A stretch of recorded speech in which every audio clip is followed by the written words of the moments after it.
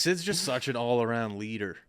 Like, his leadership ability shines through more than anything. Don't get me wrong. He's an unbelievable hockey player. He's a great person, all that stuff. But his leadership ability on the ice to do the things that nobody else wants to do, I think, is what makes him such a great, great hockey player.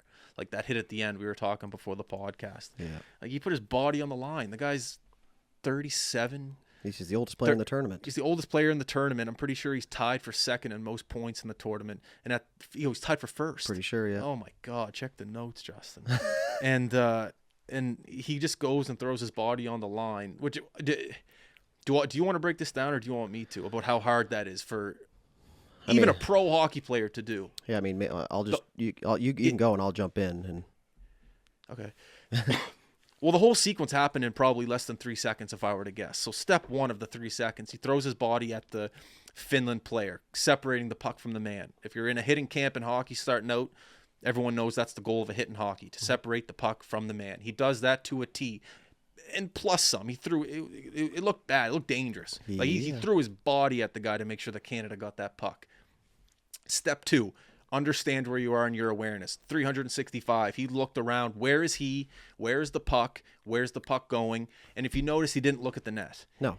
The net was empty. Obviously, he's aware that the net is empty, but he's not even looking at the net and where the puck, I guess, needs to be aimed, I guess is what I'm trying to say. The trajectory, yep.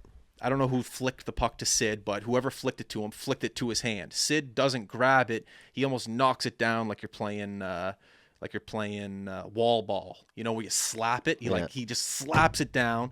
The puck is still bouncing when he slaps it down, cradles it somehow like he has a lacrosse stick in his hand, and just pushes it forward to an empty net to make sure that Canada solidified the win to play the United States of America Thursday night in Boston, Massachusetts. There's something about that all happening in 3 seconds that is just absolutely incredible and extremely hard to do. If you've never played hockey before and you don't really know what I'm talking about, that's completely understandable. But if you had played hockey before, especially on a higher level, and you understand that there's no time and space on ice, even when we're playing beer league, man, there's no time and space. But for him to do that in the neutral zone, no time and space, all that on the line, hit, puck, glove ice, glove stick, puck stick in the back of the net, all within those couple of seconds. You're just like, you could just feel Canada breathe after that.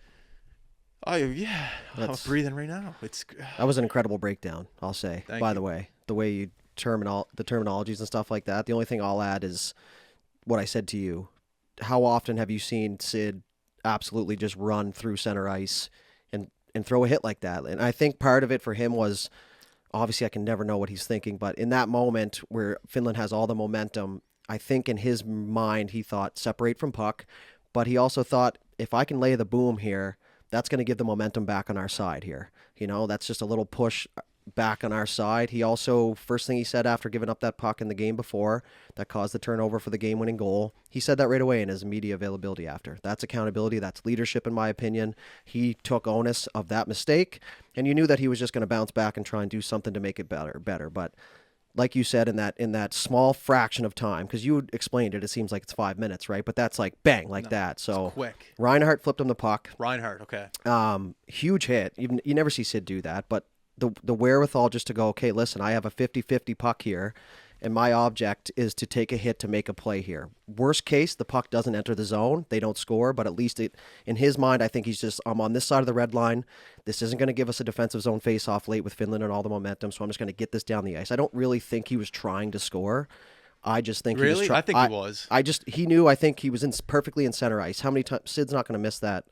Barely ever. Like if you sat him at center and made him shoot from center, he's barely going to miss. But you could just feel the whole entire nation breathe again after that, including us, man. I felt like us three, we were in communication the whole time. And when things are going well, we tend not to message just because of karma and superstitions and stuff like that. But I felt like I had enough pressure that I was in the game. Yeah, I know. Which is sad. Well, but you got a trip riding on it. You got flights, you got ticket, you got a hotel, you got a dinner reservation. Like you got a lot riding on it. So yeah, you feel like you're part of Team Canada. And I'll say this, like as a true hockey fan, and I can sit here and consider myself this, I was fine with watching another country in the final. It didn't sit the greatest with me, but I still wasn't gonna ruin my trip.